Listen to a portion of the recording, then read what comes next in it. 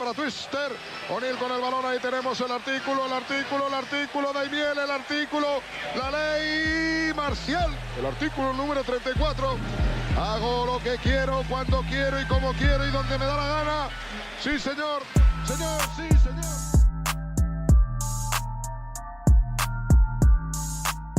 Bienvenidos a Artículo 34, tu podcast de básquet. Buenas a todos, bienvenidos a Artículo 34. Hola Alex, hola Rubén. Buenas. Hoy hemos tenido el placer de tener con nosotros a Ale Liendo. Sobre todo hemos hablado del tema de las lesiones en el baloncesto y tanto a nivel de formación como a nivel profesional, ya que Ale tiene experiencia con jugadores tanto profesionales como de cantera, ¿verdad? Sí, así es. Alex lleva trabajando unos años ya en la preparación física de distintos clubes de Tercera FEB y de Liga Femenina Challenge con el Club Baloncesto de Areva, y nos ha dado una visión de cómo él, con su centro, con su proyecto de Next Hoops, está muy enfocado en la preparación física del verano de jugadores profesionales que vienen a Tenerife a pasar las vacaciones y como ya pasan el baloncesto profesional, se ven obligados o por motu propio deciden que mantener la forma física de la temporada es clave y mejorarla durante el verano. Y con él hemos podido hablar un poquito de eso y del tratamiento sobre todo de la LSA, como ya habíamos hecho en su momento con Alex, el fisio del Bayern, y esperemos que les guste. Una charla muy interesante donde además hemos tocado un poquito de NBA al final, así que quedaos hasta el final y ya sabéis, chicos, like, suscribiros y compartir. Buenos días, bienvenidos a Artículo 34. Hoy estamos con Ale Liendo. Buenos días. Buenos días, chicos, ¿qué tal? Nos acompaña como siempre Alex y Paul. Buenas. Bueno, voy a empezar contando un poco qué hace Alex. Alex, me corrige si hay algo que no está bien. Ale tiene un centro, lleva muchos años con un centro de rendimiento deportivo en el que se ha especializado un poco en el deporte del baloncesto, en el que nosotros nos incumbe. En los veranos hace entrenamientos con muchos jugadores, sobre todo de primera FEB, a José Alonso de Tizona, Albert Cabrera, Samu Rodríguez y otros jugadores. También trabaja en su día con Sergio Rodríguez, con el Chacho. Trabajo con jugadoras de baloncesto femenino en el Liga Challenge de la Areva, y se ha metido mucho en el mundo de la recuperación de LSA y demás lesiones, que ya en su momento hablamos con el fisio del Bayern de Múnich y comentaremos un par de perspectivas. Y ha llevado a la dirección deportiva de Adareva, hace mucho trabajo con la cantera y la preparación física de distintos clubes de Tercera FEB y del Primera Challenge de la Areva. Bueno, un poco nosotros hablando tuvimos una entrevista con Fuerza Vertical, lo que estuvo en Oviedo y demás, y queríamos ver un poco el contraste, Ale, de las dos visiones. Cada preparador físico tendrá su librillo, por así decirlo. A la hora de preparar una preparación física con un equipo profesional y sobre todo femenino, que sabemos que la incidencia de algunas lesiones es mayor y demás, ¿cómo planteas una preparación a largo plazo desde pretemporada hasta llegar a unos posibles playoffs a final de año, estando al máximo nivel y siendo plantillas que suelen ser un poquito más cortas de las masculinas? ¿Qué tal? Bueno, primero que nada, gracias por la invitación al podcast. La verdad que les animo a seguir. He escuchado los anteriores y la verdad que muy bien. Un podcast así de básquet de esta manera, pues siempre es muy, muy agradable de escucharlo, ¿no? Así que los felicito y sobre todo también por el nombre que me encanta, ¿no? El artículo 34. A nosotros que nos marcó una época Andrés Montes con esos motes, pues la verdad que me encanta el nombre, es muy, muy original, muy bueno y la tradilla esa que tienen, así que cuando la escucho se me ponen los pelos de punta, ¿no? Era o De eso escuchar, o Gepetto Brothers. no, no, mejor esta, mejor esta. Artículo 34 creo que viene genial y que, bueno, que primero que nada los felicito, les animo a seguir y que es un placer escucharlos, ¿vale? Muchas Muchas gracias. gracias. Gracias. De nada. Bueno, pues, ¿cómo planteo la temporada? Siempre, cada temporada es distinta, ¿vale? Sí que es verdad que, por ejemplo, como lo que comentas, es cierto, las plantillas, pues, por presupuestos normalmente suelen ser más cortas, ¿no? Juegan muchas jugadoras de la cantera en el primer equipo y por eso tienes que prepararlas bien, ¿no? A las jugadoras de cantera para que estén preparadas para cuando tengan que rendir en ese primer equipo, pues realmente puedan hacerlo, ¿no? Porque sin una buena preparación física no llegas al nivel competitivo que te exige una categoría como es en este caso la Liga Femenina Challenge, que es una liga muy potente, con jugadoras muy potentes, y si físicamente no estás bien, no puedes competir a ningún equipo, porque todos los fines de semana es ir a la guerra directamente, porque cualquier equipo prácticamente te pone las cosas difíciles o tú que eres un equipo quizás más humilde, pues juegas contra el que va líder invicto de la categoría y el partido te lo decides al final de todo, ¿no? Entonces tienes que llegar siempre al 100% a cada partido. ¿Y cómo planteo las temporadas? Pues sobre todo lo más importante para mí en las pretemporadas y en general durante la temporada es crear una buena base de un trabajo de fuerza, ¿no? Eso es fundamental. Sin el trabajo del gimnasio no vas a poder hacer una buena pretemporada ni vas a poder rendir durante toda la temporada. Lo principal en mi caso, en el trabajo con el equipo, es ese trabajo de fuerza que se hace, ¿no? Para mí el gimnasio es sagrado, es algo que no se puede saltar, es fundamental, porque gracias a eso mantienes a los jugadores o a las jugadoras las mantienes sanas durante la temporada, puedes exigirles rendir a un alto nivel, porque al final preparas esos cuerpos para esa musculatura, para ese desgaste que van a sufrir durante la pretemporada en sí, durante la temporada, al final son temporadas largas, donde las jugadoras llevan una alta carga de minutos y sin ese trabajo de preparación en el gimnasio y la parte de fisioterapia también, por supuesto, la parte preventiva, pues no puedes rendir, es imposible, ¿no? Entonces me centro mucho en conocer a las jugadoras que llegan nuevas, porque al final en este caso en el equipo que llevo 5 temporadas y las de la casa pues las conozco al dedillo, llevan conmigo trabajando o llevo desarrollándolas, pues ya son 5 temporadas sé la base que tienen porque han trabajado conmigo, tienen una muy buena base, cada vez más fuertes, cada vez más resistentes, pero las jugadoras que te vienen de fuera, jugadoras extranjeras, no sabes realmente el bagaje que tienen, ¿no? Y tienes que en un tiempo récord rápido saber cómo están, qué patrones de movimientos tienen, cómo están esas estructuras y a partir de ahí empezar a trabajar con ellas a todo meter porque al final en baloncesto profesional es rendir desde el minuto uno, ¿no? No hay tiempo para el desarrollo, no, esto llega y ya tienes que estar rindiendo desde el minuto uno prácticamente porque encima, por ejemplo, las jugadoras extranjeras normalmente te llegan más tarde que las demás, entonces tienes que empezar a prepararlas a distancia normalmente, pues ya es más complicado, pero tienes que empezar a hacer ese trabajo desde el minuto uno, es súper importante. Nosotros hablábamos con Oliver también, que les pasa mucho a ustedes, con Oliver Arteaga, el tema de que encima los viajes no son nada cómodos. Tienes que tener también esa planificación de que un viaje puede ser avión 4 horas y después coche o guagua o como se desplacen. Todo esto Sí. influye a la hora de bajarse y ponerse a jugar. Me imagino que también el tema de los presupuestos aquí juega un papel importante, ¿no? Sí, también se nota, se nota. Quizás, ya te digo, como son muchos años, las jugadoras de aquí ya están más adaptadas a eso, ¿no? Pero las jugadoras que vienen de fuera o que hacen una temporada, el tema de tanto avión para todo, pues al final les acaba afectando, ¿no? Sobre todo al principio. El primer mes lo pasan un poquito peor, pero sí es verdad que se nota porque al final es levantarte muy temprano siempre para coger el primer vuelo, luego de espera, pues normalmente estás en coche pues una horita más, pues al final te comes esas 4 horas por lo menos, 4 o 5 horas en general en total.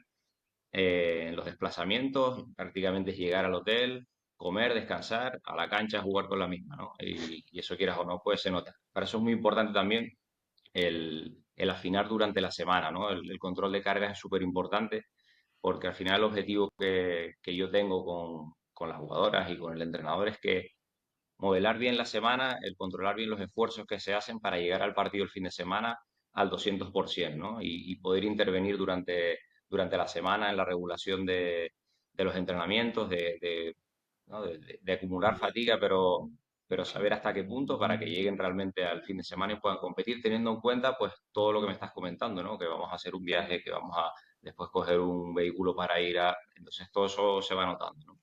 Bueno, Yo te voy a comentar, Ale, respecto, nos has comentado que manejas formación, manejas cantera, equipos pro. Te voy a comentar cómo planteas tú, cuál es la diferencia que planteas principales entre la preparación en equipos pro o en equipos de cantera o en gente más de formación. Vale. Sobre todo si este año ya no estoy metido en la cantera, si es verdad que años anteriores pues sí llevaba lo que es la metodología de toda la cantera, ¿no? Porque al final en el club en el que estoy, pues muchas jugadoras, el objetivo es que lleguen al primer equipo, ¿no? Pues entonces tienes que prepararlas bien, pero sobre todo en cantera tienes que tener claro que estás formando a jugadores, ¿no? Y ahí quizás Ujú, el cortoplacismo no tiene sentido. Tienes que tener claro que tienes que trabajar a largo plazo, pues estructuras. Es muy importante que empiecen a conocer el trabajo en el gimnasio, el trabajo de fuerza es muy, muy importante para que, bueno, para que se vayan desarrollando, vayan cumpliendo etapas. Entonces, incides mucho en la técnica al principio para luego poder ir progresando poco a poco, pero es un trabajo quizás más, más a largo plazo, sobre todo muy formativo, el crear los jugadores, las jugadoras están creando los hábitos, entonces mucha formación en ese aspecto, porque si consigues generar esa base de hábitos ¿no? Y un trabajo bien estructurado, van pasando las etapas bien y te garantizas que lleguen a ese primer equipo y tengan 16, 17 años, 18 años, puedan competir al 100%, ¿no? Que yo creo que quizás es algo que yo con estos años he visto que falta mucha preparación en las canteras, ¿no? En general, a la hora de hacer un trabajo estructurado, porque a muchos jugadores jóvenes que son muy buenos, jugadoras jóvenes, se les exige rendir al 200% como digo, ya las cogen o los cogen y los tiran ahí en las competiciones, en ligas nacionales, sin estar preparados realmente, ¿no? Y venga, defiende al americano de turno o no, y si no lo hacen, pues poco menos que le echa la broca encima, ¿no? Y hay que prepararlos, creo que es una responsabilidad de los clubes, de los entrenadores, en invertir en preparación física, pero para que puedan competir bien, porque si no es que es inviable, ¿no? Entonces, Ale, disculpa, ¿siguen llegando padres con esa falsa teoría de que el gimnasio no le va a venir bien a sus hijos desde temprana edad? ¿O ya has educado para que entiendan que eso no es ya así? en mi caso, principio de todo, sí es verdad que chocaba un poco, ¿no? Chocaba un poquito que niñas con 13 años fuesen 3 veces a la semana al gimnasio, ¿no? Eso era como, antes era impensable, ¿no? Pero bueno, a base de mucha didáctica, de explicar mucho las cosas, sobre todo también en básquet femenino, porque hay un déficit de fuerza que se produce y comentabas antes lo de las lesiones y hay muchas lesiones graves que se producen, como por ejemplo la LSA que estabas hablando antes. Eh, la jugadora, en este caso la mujer, la niña, cuando se va desarrollando, cuando entra en la etapa de la pubertad, se produce un déficit de fuerza. Se va a producir sí o sí ese déficit de fuerza porque es un tema hormonal.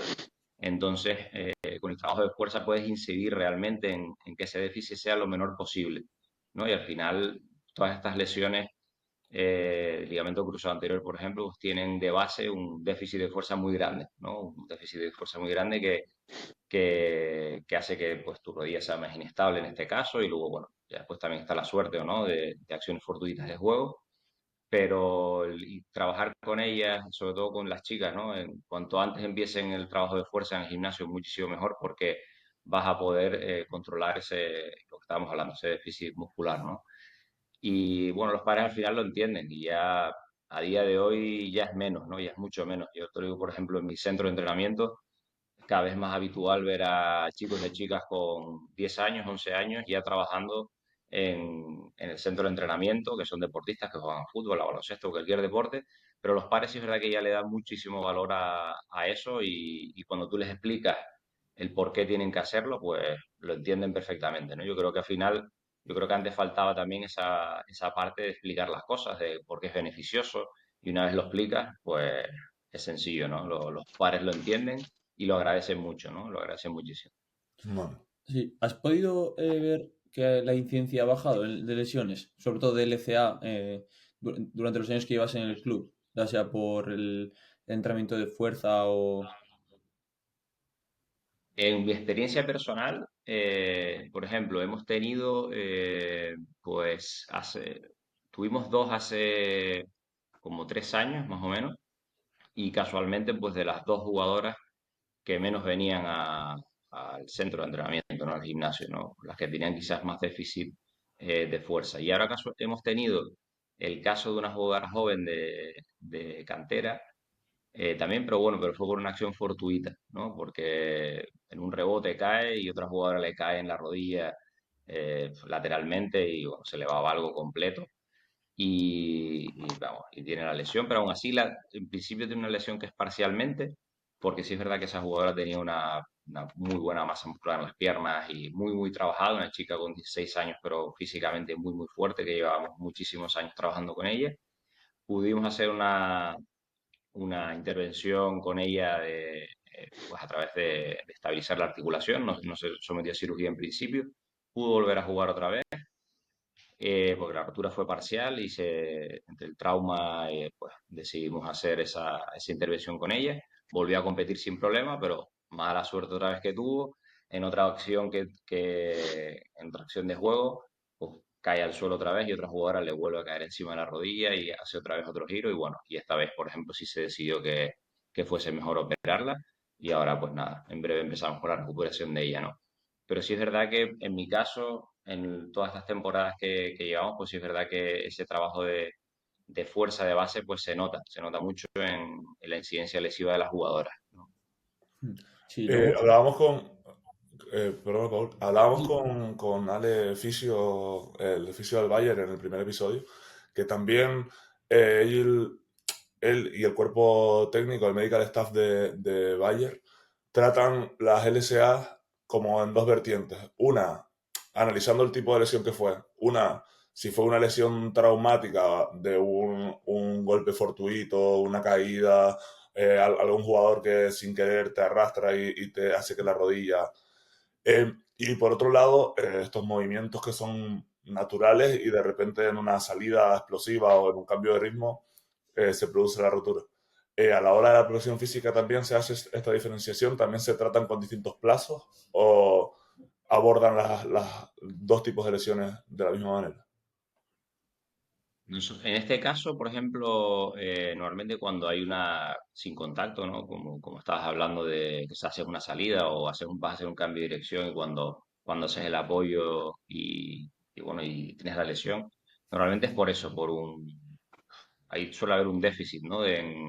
En algún momento pues se ha desarrollado algún déficit en tu movimiento o en la estabilidad de la articulación y tienes esa lesión. Y en el caso de que dices de un trauma, es decir, que te dan un golpe y inevitablemente se produce el mecanismo lesivo, pues lo que hablamos antes, ahí no hay nada que hacer prácticamente, ¿no? Sino si tienes una buena estabilidad y tienes suerte, pues la lesión a lo mejor no tienes el ligamento roto completamente, sino parcialmente y bueno, puedes hacer otro tipo de intervenciones. Pero después cada jugadora, yo me he dado cuenta que es un mundo aparte, ¿no? O sea, lo que aplicas con una jugadora o con un jugador, con el siguiente no vas a aplicar exactamente igual porque cada uno lleva un proceso de recuperación completamente distinto, ¿no? Y yo no creo que sea tanto como la lesión en sí que haya sido, ¿no? Oye, si fue a través de un golpe o a través de un apoyo de tú solo, sino de cómo responde el jugador o cómo responde su cuerpo a la dosis que les vas dando cuando ya estamos en la fase 2 de readaptación, por ejemplo, que es cuando empiezan a trabajar conmigo 100%, ver cómo van reaccionando a esos estímulos, ¿no? Tengo el caso ahora mismo, estoy trabajando con cuatro jugadoras, casualmente, con cuatro jugadoras una de voleibol, dos de baloncesto y una de balonmano, y cada una es una ruta totalmente distinta, ¿no? Porque hay unos plazos que vas cumpliendo, pero es que hay unas que van más rápido que otras, porque por eso, por la base que tenían sobre todo, ¿no? Por la base con la que vienen, pues al final hacen que recuperes antes, ¿no? O que tardes más o que te estanques más en el proceso de recuperación. Para mí es como cada vez que empiezo a trabajar con un jugador, una jugadora, vas cumpliendo los plazos, obviamente, que tienes que que completar, por sobre todo el proceso de ligamentación que hay en el ligamento, ¿no? En la plastia que tiene. Y a partir de ahí empiezas a trabajar y ver cómo van evolucionando. Pero esos 9, 10 meses no te los va a quitar nadie. Bueno, Y luego en las canteras sí que se ve que, obviamente, pocos equipos de formación tienen una estructura de preparación física o un gimnasio. Claro, entonces, cuando una jugadora de un club humilde, sin instalaciones o sin material disponible, se rompe el cruzado, al final yo creo que habrá por ahí tantísimas recuperaciones que se hacen mal o que por, no sé, por incapacidad de material o de logística o lo que sea, no salen adelante porque es o el club te facilita los medios o si no te tienes que ir a, pues tú tienes que ser consciente de que necesitas ir a un centro de entrenamiento y si la familia realmente no tiene esa perspectiva, pues igual la recuperación obviamente va a ser muy mala por medio de la federación que va a ir cada mes a rehabilitarse o lo que sea y al final eso le va a repercutir para toda la vida, ¿no? ¿Tú has vivido eso o Sí. me puedes explicar un poquito tu experiencia en ese sentido? Pues sí, o sea, tienes razón 100%, ¿no? Muchas veces si lo que te dice es un club, ¿no? De formación que no tienen esa capacidad de tener readaptadores en la plantilla o, no, o lo que sea. Yo siempre les digo, te costeas una readaptación si quieres volver al deporte, ¿vale? Porque al final cometen muchos errores, eh, van saltando plazos a lo loco, ¿no? Van saltando plazos porque prácticamente quieren que vuelvan a competir esas jugadoras, esos jugadores de formación, pero la readaptación que han hecho es una readaptación para volver a caminar, realmente, ¿no? Y eso lo veo a diario, ¿no? Lo primero que me preguntan, bueno, pero vuelvo a jugar en... Digo, no, no olvídate de que vuelves a jugar en 5 6 7 8 meses, eso no es así para nada. Es un proceso muy largo y para que tú puedas volver a competir, para tener el alta deportiva, porque hay que diferenciar alta médica y alta deportiva, mucha gente tiene el alta médica y ya otra vez vuelve a entrenar, vuelve a jugar tranquilamente y el índice de que te vuelvas a lesionar es bastante alto, ¿no? La otra pierna, en este caso la otra rodilla, el índice es un 20, un 25%, te estoy hablando de memoria ahora mismo, de que te vuelvas a lesionar. Entonces, eh, suele pasar mucho y me llega mucha gente o muchos amigos y muchas amigas me llaman, oye, háblate con este jugador, esta jugadora, porque y explícale en qué consiste esto, dile realmente los riesgos que tiene si vuelve otra vez a competir sin estar realmente adaptado para volver a competir en su deporte, porque los clubes normalmente no tienen tampoco esa información, ¿no? Un club cualquiera, ¿no? De formación que no tiene recursos, un club normal de cualquier categoría, eh, llegan, hacen la rehabilitación típica del seguro, por así decir, y no te están preparando realmente para volver a competir. Te están redactando para que vuelvas a caminar, para que vuelvas a hacer tu vida normal, pero no para meterte esfuerzos máximos y más el básquet, que es acelerar, frenar, saltar, cambios de dirección, golpes, contactos. Y la incidencia de que puedas volver a lesionarte es muy alta, ¿no? Si no haces una buena readaptación. mm, Claro, sí, sí. Eh, Ale, yo quería preguntarte, nosotros somos al final jugadores, seguro que no nos están viendo muchos jugadores, jugadoras. Quería preguntarte si nos podías dar algunos unos consejos respecto a la prevención para la rotura del cruzado. ¿Qué podemos hacer? ¿Qué patrones son interesantes de trabajar en el gimnasio? ¿Patrón de fuerza? ¿Qué músculos son interesantes de trabajar? ¿Qué podemos hacer nosotros que tenemos en las manos para poder trabajar en el gimnasio y prevenir este tipo de lesiones? Cuando tienes una lesión de LSA en este caso que estábamos hablando, lo más importante al principio o cuando empiezas a trabajar con ellas es ya el estabilizar la articulación, ¿no? Y eso se consigue a través de que vuelvas a recuperar la fuerza, en este caso de la pierna, ¿no? Para poder estabilizar esa articulación. Un trabajo, pues tienes que hacer un trabajo muy bien estructurado de toda la musculatura que hay en la pierna, no completa en general, cuádriceps, isquio, aductor, toda completa, ¿no? El gemelo es muy importante y el trabajo del pie, que ese es el gran olvidado en esta lesión, ¿no?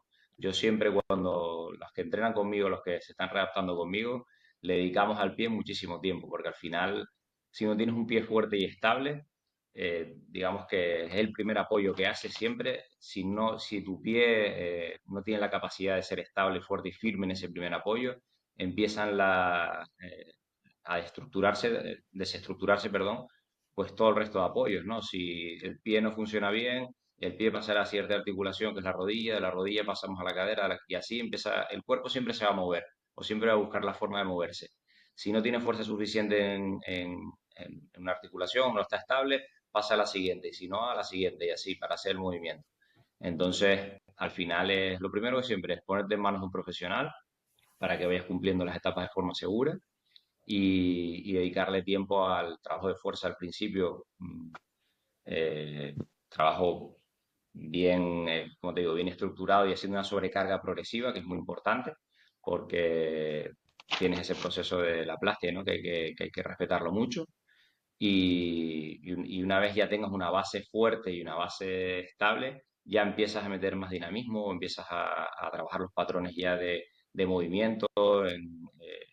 Y bueno, pues así más o menos es como lo hago, ¿no? Vale.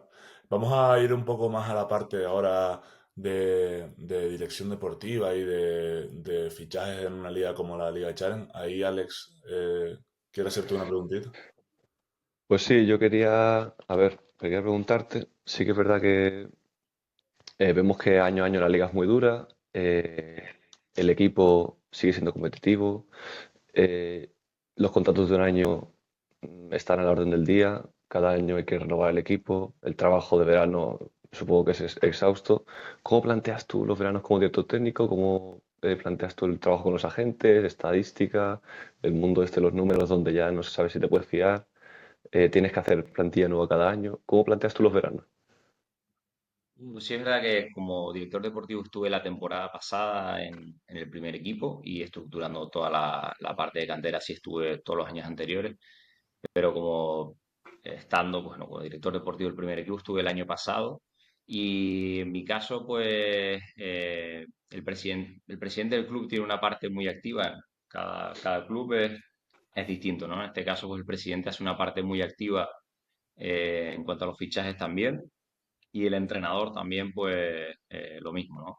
El entrenador que está este año es el mismo del año anterior y también él estuvo como llevando jugadoras, ¿no? Y tiene bastante experiencia, entonces, bueno, pues hacíamos realmente el trabajo pues entre los tres. Eh, Me encargaba yo más quizás de evaluar las jugadoras en cuanto a la calidad de movimiento, oye, pues mira esta jugadora, eh, te fijas en detalles, ¿no? En desplazamientos laterales, si corre, cómo no corre, porque lo que tú bien dices, ¿no? Las estadísticas son un número al final que sí está muy bien, pero luego hay que ver cómo responde esa jugadora en la cancha, ¿no? Entonces, pues realmente tienes que apoyarte en un equipo de trabajo para poder afinar en el tiro que tienes, ¿no? Porque si traes una jugadora que realmente no es lo que realmente parecía, al final eh, el dinero que hay es limitado y tienes que afinar muchísimo. Entonces, analizando cada jugadora 100%, hablando con los entrenadores, ¿no? De que ha tenido esa jugadora para ver cómo es realmente, cómo se desenvuelve en un grupo, cómo si entrena entrenando 100%, si no, un poco hay que saber esa información general, no solo la deportiva, sino la personal también, para saber que la persona que traes, pues va a rendir o va a hacer lo que le vas a exigir, ¿no? No que va a generar problemas, no que va bueno, a generar más problemas que beneficios al equipo, ¿no? El Y pues proceso, bueno, ¿vale? El proceso de fichaje, ¿en qué se apoyan básicamente? ¿En vídeos de partidos, o de verse partidos de las jugadoras? Porque muchas veces fichan de ligas de fuera, ni siquiera se han enfrentado a ellas. Eh, que es agente, ver vídeos, consultar estadísticas y sí, sí, consiste en eso. estadísticas, siempre, bueno, al final conozco también a mucha gente del baloncesto, ¿no? Y siempre me he apoyado en gente que, por ejemplo, que domina mucho la estadística, que te da datos de las estadísticas y eso es importante. pero luego también ver muchos partidos, ¿no? Tienes que ver, sobre todo partidos ahí es donde realmente ves al jugador o a la jugadora la ves ahí en un partido, en varios partidos además, no solo por ver a mí personalmente los highlights, pues no me dicen nada, absolutamente Ya. nada.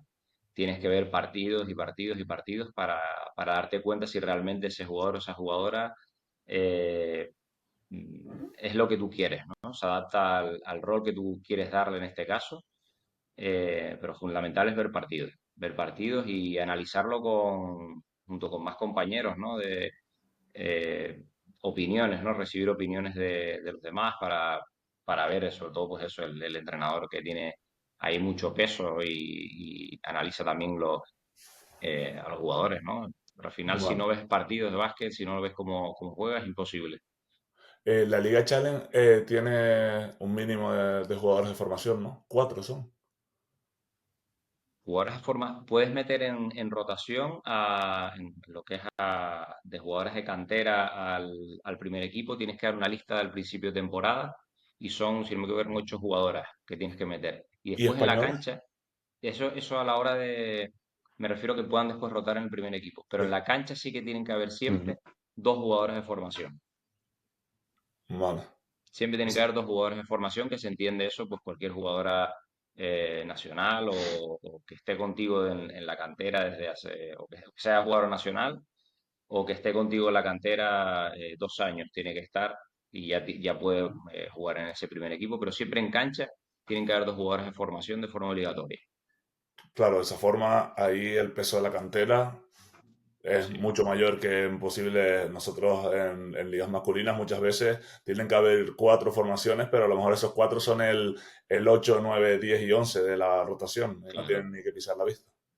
No, aquí sí Exacto. tienen que estar en pista, bueno, los cambios, pues tienes que tener en cuenta siempre que tienes que tener a esas 2 jugadoras de formación en pista y es importante, al final, bueno, pues obligan a los equipos a que tengan que jugar pues con las jugadoras nacionales, ¿no? Tienes que jugar Ya. con ellas y pues bueno, a mí me parece bien, me parece muy bien porque es una forma de dar oportunidad y que las jugadoras en este caso pues sepan que si quieren competir ahí o se preparan bien o es imposible.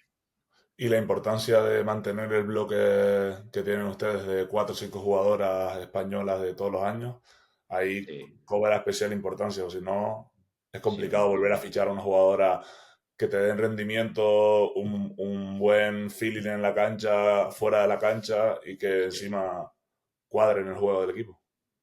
Es fundamental, ¿no? Ese es el fuerte nuestro realmente, de nuestro secreto de haber cogido un equipo en Primera Nacional y haber ido trabajando con ese grupo de la casa de toda la vida, que son esas 5 jugadoras, ir trabajando con ellas poco a poco en lo que te comento, ¿no? En tema de hábitos, en trabajo de preparación física y año a año vas aumentando el nivel de las jugadoras y nos ha permitido ir subiendo de categoría en categoría, manteniendo el mismo bloque. Primera Nacional a Liga Femenina 2, Liga Femenina 2 2 años, ascenso otra vez pues esta es nuestra tercera temporada en la segunda división, que es la Liga Femenina Challenge. Y al final el secreto es ese, el trabajo de base que llevamos con ese núcleo de jugadoras que ya han ido subiendo de categoría y afincándose a la categoría, mejoran, volvemos a subir, siguen mejorando y ya son todas jugadoras de Liga Challenge y rindiendo a un nivel pues muy alto, ¿no? Y ves como las jugadoras año a año pues van mejorando y el trabajo ese pues es fundamental. Sino, y aparte también para el ahorro de costes de un club, ¿no? Un club modesto al final, nosotros incorporamos 3 jugadoras, no fichamos más jugadoras. No. Entonces, bueno, ahí las jugadoras de la casa tienen que estar muy preparadas para rendir al 100% y es la forma que tienes de realmente que el club sea sostenible. Y en el plantilla siempre están jugadoras de la cantera, jugadoras junior, forman parte del primer equipo para jugar. Eso es obligatorio en el club. Entonces, con más razón tienes que prepararlas desde pequeñas, desde que lleguen al club con 13 años, ya con el foco de decir, bueno, pues las que realmente estén preparadas con 16, 17 años ya tienen que estar en el primer equipo para que entren en esa dinámica, ¿no? Y puedan competir. Entonces tienes un proceso de 3 4 años donde tienes que prepararlas bien para que si les llega la oportunidad puedan saltar a jugar y competir sin ningún problema. Vale. Y con el hilo de la cantera, hablábamos ayer, sobre todo Pablo y yo, Paul es de Vitoria, también un sitio pequeño con un límite acotado de jugadores, por decirlo así. Alex, al ser de Barcelona, él ha vivido otro básquet. Siempre se habla aquí en Tenerife del tema de cómo gestionar esos cambios de equipo en los jugadores de cantera, de moverse de un equipo a otro, de si puede moverse o no de un equipo a otro. Hablamos también, Paul y yo, que en los clubes de masculinos canteras ACB está esa pequeña carta no firmada de que no hay cambio de jugadores entre canteras ACB, pero siempre aquí en Tenerife sobre todo se habla mucho de ese tema, de por qué un jugador se va de un equipo de infantil a cadete, por qué no se mantienen las plantillas hasta junior. Entonces, eh, quería saber si hay alguna política que tú creas que debería ser la indicada en estos casos, porque muchas veces hay jugadores que se estancan por jugar en equipos que no tienen tanto nivel o no tienen tanta capacidad de entrenamiento, tanta preparación física como debería ser, y realmente un jugador que podría sacarse del jugo de una manera mucho más profesional no se hace porque se pretende que no se mueva de su club hasta que no termine su etapa junior. Sí, al final, mira, después de varios años ya, pues bueno, conociendo el mundo de la cantera en general, cada club al final barre para casa siempre, ¿no? Creo que hay que hacer un ejercicio un poquito de autocrítica, ¿no? De todos los clubes y que si, coño, hay jugadores o jugadoras que tienen esa posibilidad de seguir progresando y demás, o por lo menos, si no se va a ese otro club, sí empezar a poder entrenar a esos jugadores, ¿no? Es decir, oye, si este jugador o esta jugadora ves que tiene cualidades para esto. Eh, Creo que es un ejercicio de egoísmo al final el que limites a ese jugador o a esa jugadora o que no le des acceso a esos recursos cuando los hay, ¿no? Los recursos están. Y quizás el estancamiento de ese jugador, esa jugadora, año a año cada vez es más porque, bueno, pues no ha tenido acceso a esos recursos, ¿no? Debería haber una coordinación mayor sí, una coordinación mayor entre todos los clubes para poder intentar, pues oye, pues si en el caso de la isla de Tenerife, si hay jugadores o jugadoras que tienen realmente posibilidades, llegar a una especie pues, de consenso, ¿no? Para, oye, vamos a trabajar por el pro, por el bien del jugador o la jugadora, pero es muy difícil porque cada club barre para sí mismo, intentan conseguir los resultados del club y si tienen un jugador bueno o jugadora buena, intentan mantenerlo siempre a toda costa. eh, y bueno, también es lícito, ¿no? Yo siempre digo que al final los jugadores y las jugadoras tienen que jugar donde quieran, ¿no? Donde quieran ellos, donde quieran sus padres. No son pertenencia de ningún club. Si un jugador está a gusto y quiere seguir en un sitio, que siga. Si quiere ir a otro, que se vaya a otro. Pero bueno, es un tema un poco complicado, ¿no? Un poco complicado porque al final cada club intenta hacer lo mejor para sí, ¿no? El caso en el que estamos en el club nuestro, pues el objetivo que te digo es que lleguen al primer equipo, entonces intentas que las mejores jugadoras estén contigo para poder formarlas, ¿no? Y que lleguen a ese primer equipo. Sí, igual también sería interesante que no sé, pues que los gobiernos autonómicos también tuviesen un papel ahí en términos de ayudas o hacer algún tipo de, no sé si algún centro de alto rendimiento o lo que sea. Porque es que si no, por ejemplo, una chica que es de Cáceres, que es muy buena, pues obviamente se va a querer ir seguramente al Valencia Basket si le dice que sí, pero si Extremadura pues ya tiene un centro de, pues imagínate, de alto rendimiento, pues igual ahí se lo plantea, igual no hay tanta fuga de talentos, por ejemplo, en femenino que suele ser, ya que por las instalaciones y por el, por la capacidad económica que tienen, pues al Valencia Basket, ¿no? Si no me equivoco Sí. o estudiantes, o claro, entonces es como se convierte al final en un monopolio que al final, no sé, si de cualquier manera, pues la idea del gobierno autonómico, no sé, o La cualquier otra federación. manera de poder retener a las jugadoras de otras comunidades con menos baloncesto, menos clubes grandes, ahí, no sé qué opinas de esto o qué. Hombre, eso sería ideal, ¿no? Sería ideal, pero yo creo que es utópico porque no, yo creo que nunca se va a invertir en eso, ¿no? No, realmente no creo que sea una prioridad, ¿no? Para gobiernos autonómicos o para locales tampoco, ¿no? Eh, sería ideal que los deportistas, las deportistas que tienen capacidad para pasar a alto rendimiento en cada comunidad autónoma hubiese un sitio específico, un centro de alto rendimiento, por así decir, donde puedan desarrollarse, porque vamos, generaríamos muchísimo más talento deportivo. Eso sería algo ideal, ¿no? Ojalá viéramos eso, pero yo no creo que podamos llegar a ver eso, ¿no? Pero lo que planteas es ideal, ¿no? Eso sería estupendo que en cada comunidad autónoma hubiese un centro de alto rendimiento donde tuviesen acceso deportistas en general. Sería espectacular y a la larga yo creo que sería muy beneficioso, ¿no? Muy beneficioso, pero tendrías que tener una visión, ahí ya nos metemos en política, tendrías que tener una visión muy global para eso y yo a día de hoy no lo veo, a día de hoy no lo veo realmente. En algún momento aquí la Federación Canaria intentó, no sé si lo siguen haciendo, pero se plantearon eso de los entrenos los domingos, de juntar lo mejor de cada club y hacer entrenos sobre todo específicos de técnica individual y demás, pero es verdad que es complicado. Y también el tema que habla Paul del ejemplo de la chica de Extremadura que destaca, sí es verdad que al final, con unas buenas instalaciones, una mayor inversión en preparación física y en entrenadores, la decisión puede ser quedarse, pero también yo voy al punto de, si estoy en un equipo, al final se ve mucho, en Tenerife se ve mucho, el jugador que viene de un club X destaca mucho en su club, tira 25 tiros por partido en su club, amasa bola y demás, y después lo metes en un club competitivo con opciones de campeonato de España, con opciones de competir en un campeonato de Canarias y no sabe jugar porque nunca ha estado en una dinámica de aquí todos somos buenos y el que está al lado mío seguramente sea mejor que yo, tengo que sentar el culo atrás, defender, eso es complicado. Yo también entiendo que hay muchos jugadores, el paso grande es empezar a competir con jugadores de su nivel, donde no va a ser el jugador más destacado, donde no va a ser el que más tiro tiene, es distinto.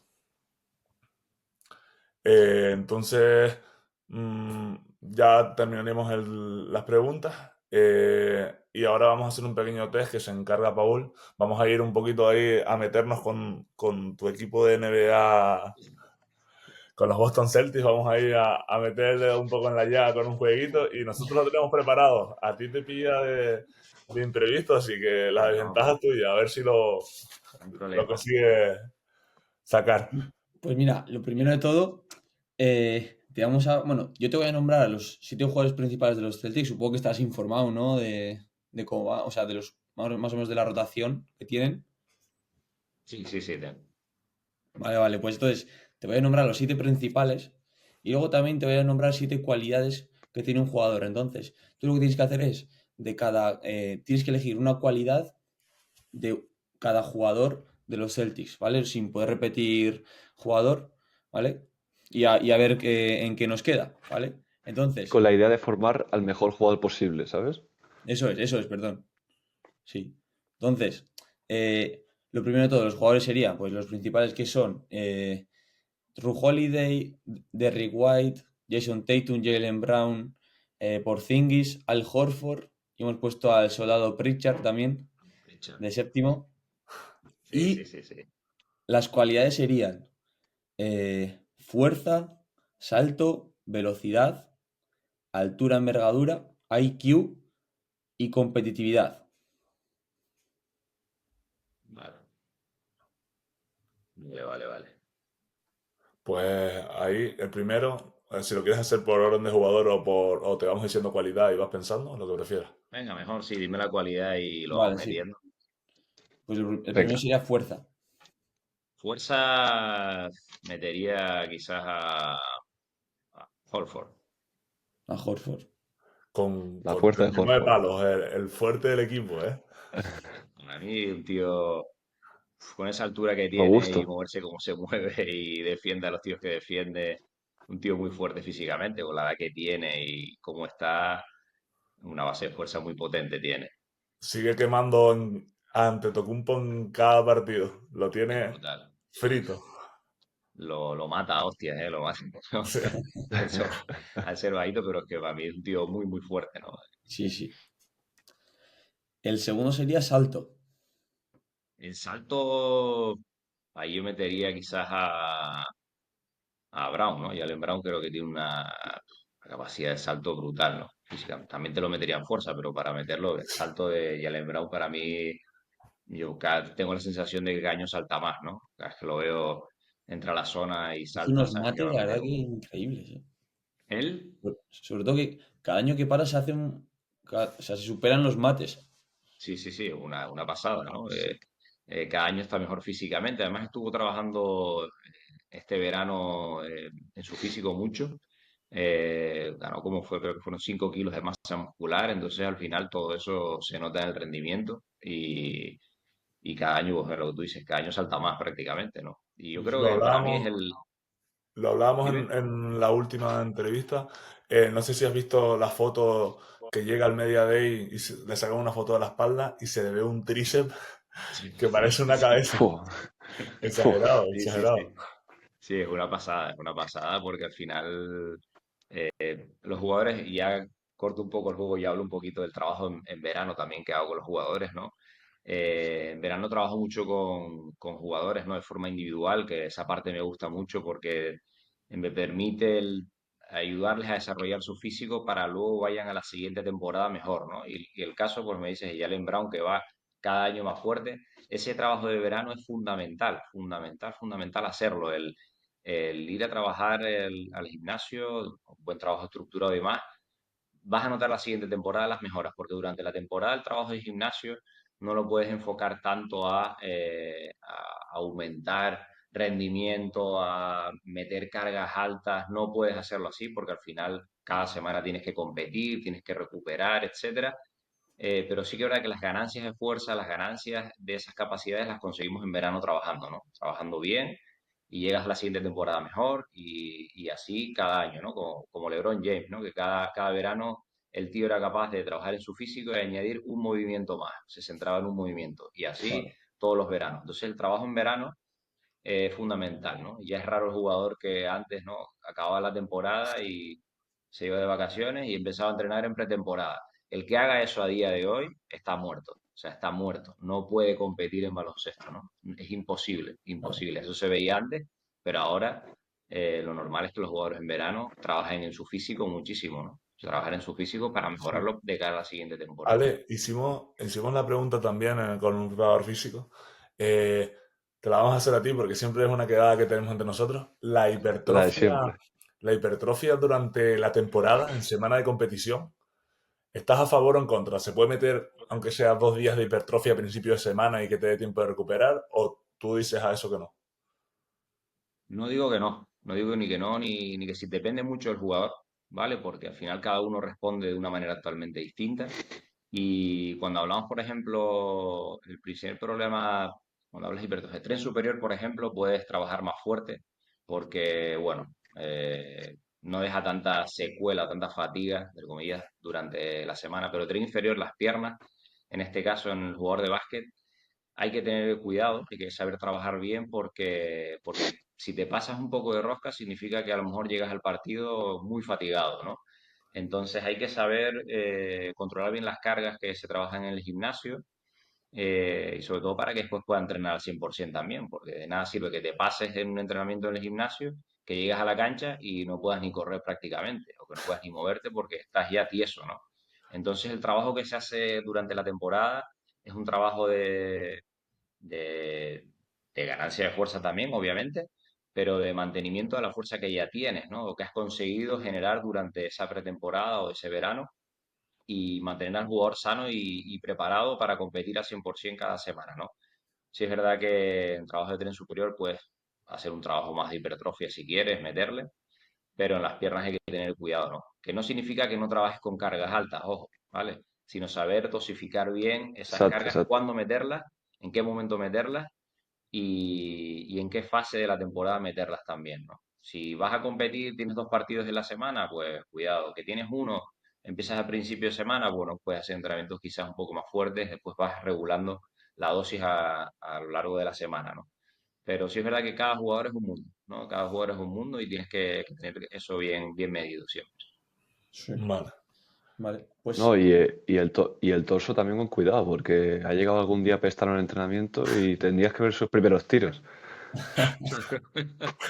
Después Agüita. del pecho tríceps de lunes, el primer tiro de bajo el aro puede ser que no toque ni la red. el día del pecho tríceps Horroroso, ¿no? de Rubén, tío.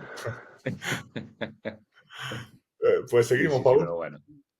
Sí, luego la siguiente cualidad sería aceleración, En o primer paso. aceleración, creo que Tatum creo que tiene una buena aceleración. A mí Vale, me gusta mucho como el tío también en espacios cortos es capaz de matarte, ¿no? sí. Eso lo tiene Tatum mucho, ¿no? Una salida rápida, vuelve Claro. otra vez al sitio y esa aceleración que tiene, te meto la desaceleración también. Creo que Tatum es el mejor que la tiene, ¿no? Muchas No es veces tan en el físico como, baloncesto, incluso más importante la desaceleración que la propia aceleración. sí, en básquet se dan más desaceleraciones que aceleraciones. O sea, y hay que trabajarlas, ¿no? Hay que trabajarlas en adaptar el cuerpo para esa desaceleración. También, si no estás preparado, hay muchas lesiones que vienen en esa fase de desaceleración, ¿no? En la frenada es cuando vienen muchísimas de las lesiones graves. Entonces tienes que preparar el cuerpo para esa fase del movimiento, ¿no? Y eso se tiene que trabajar sí o sí, ¿no? Eso es algo que, por ejemplo, trabajo siempre, prácticamente a diario. Si es un ejercicio en la cancha, lo trabajo. Si es en el gimnasio, lo trabajo. Laterales, frontales, de todos los planos, para que el cuerpo esté preparado para cuando le exijas ese movimiento, esa frenada brusca, además que sea en baloncesto, que en menos de un metro cuadrado tienes que hacer un cambio, otro cambio, pues estés preparado, ¿no? Y es importante tener en cuenta los movimientos que se hacen en baloncesto, ¿no? Al final es un juego de aceleración, desaceleración, velocidad máxima, saltos, hay contacto. Entonces, en base a eso, preparas al jugador, ¿no? Es la forma que tenemos nosotros de trabajar con los deportistas, ya sea de baloncesto, de fútbol, de rugby, de natación, de lo que sea. Es ver qué patrones de movimiento se dan en ese deporte y a partir de ahí empezar a trabajar con ellos, ¿no? Vale. Vale. Pues luego sería, la siguiente sería velocidad. Ya pues supongo que a cancha abierta.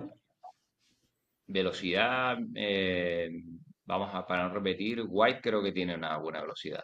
Ujú. Si te fijas bien en los partidos, parece que el tío eh, no está, pero es que llega a todos sitios, ¿no? Y está en todos lados. Eso es verdad, sí. En ataque es ese soldado que está en todos lados.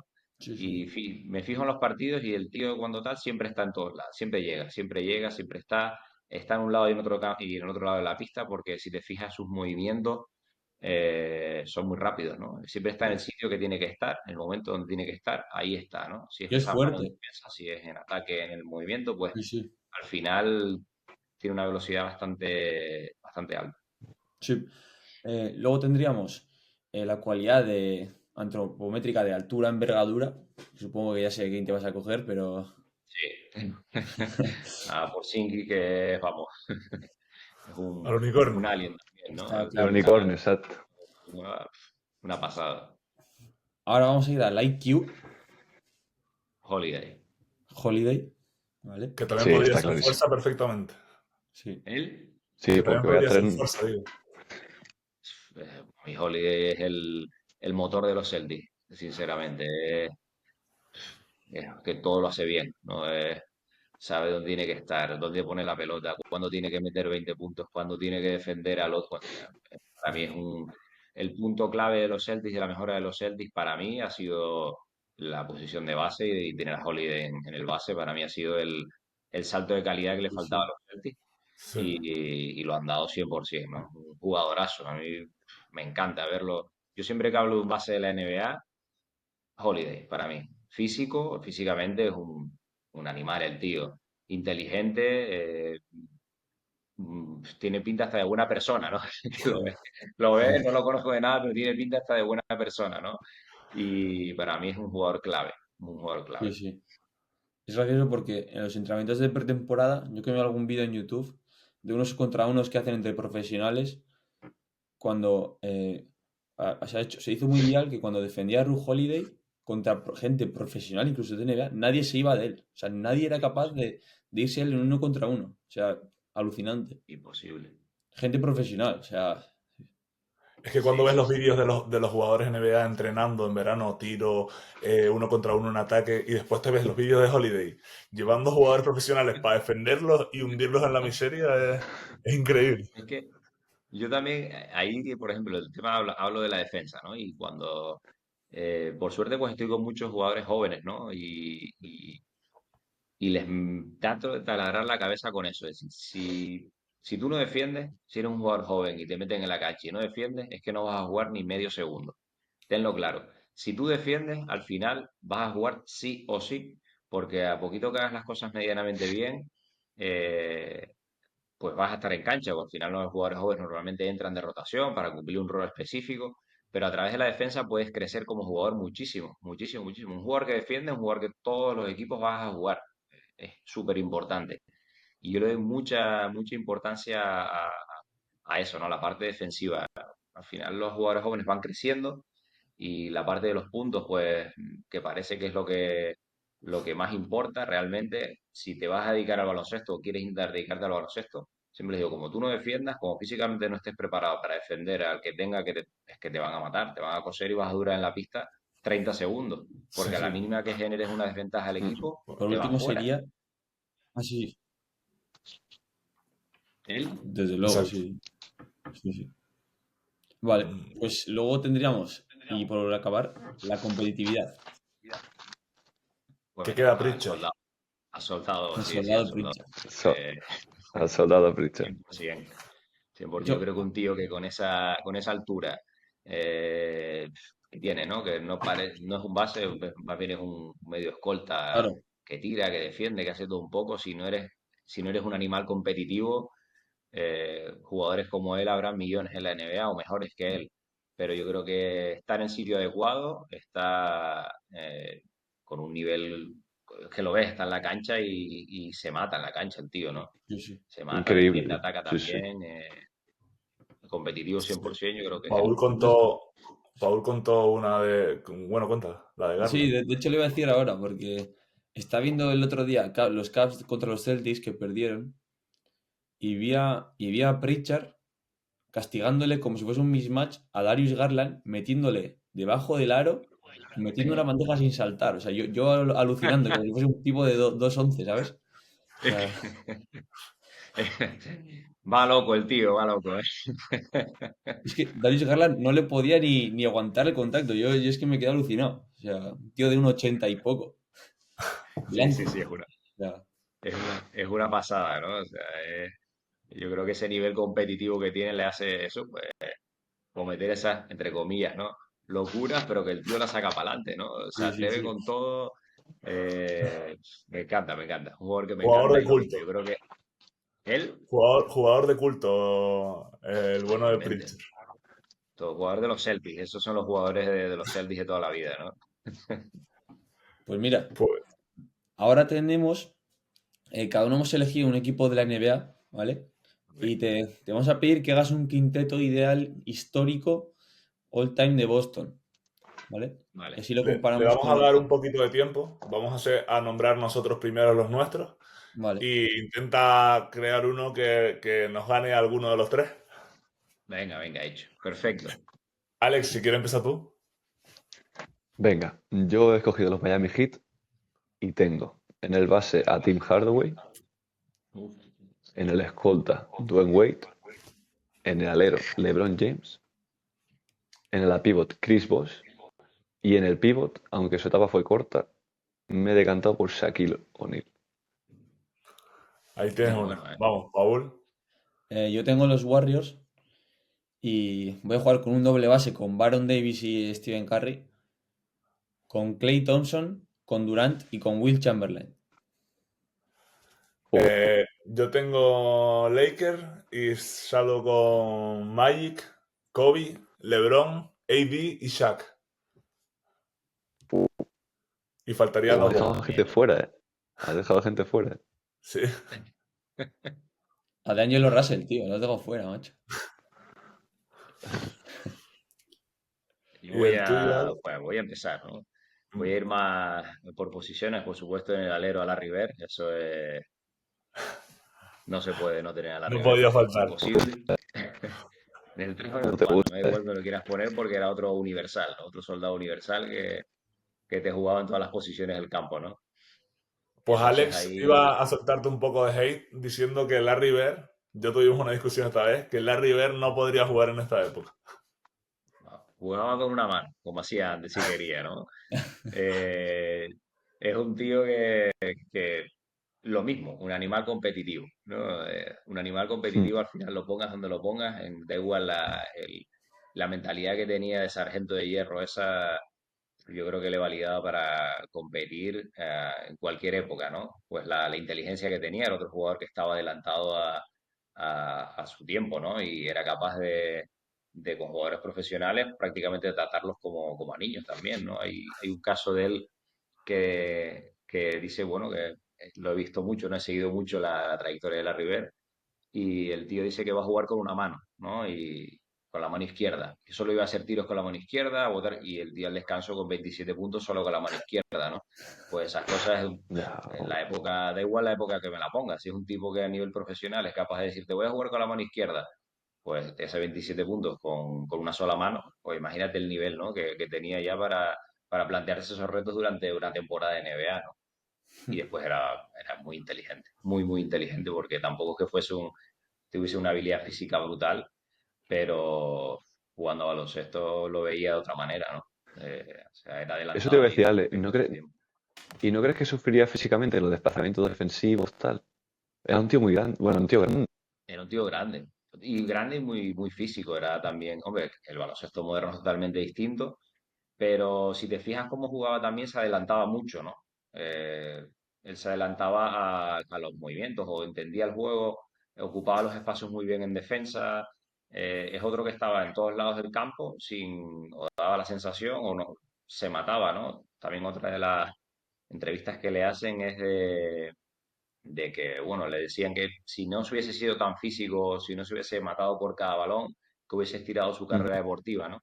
Y él dice pues que él no entiende el baloncesto de esa forma, que él solo entiende el baloncesto de salir a la cancha, dar el 300% y si se lesiona, pues se lesiona, pero es su forma de entender el baloncesto. Yo creo que con esa mentalidad la metes en el día de hoy y sería siendo uno Y de los hubiese top de entrenado la liga, diferente creo yo. también. Ahora hubiese tenido su Él, entrenamiento de gimnasio y todo. Si hubiese estado hoy en día, al claro, final. imagínate, Sí, sí, sí. Pero al imagínate final si tenemos ya a metes a un Jokic. jugador antiguo.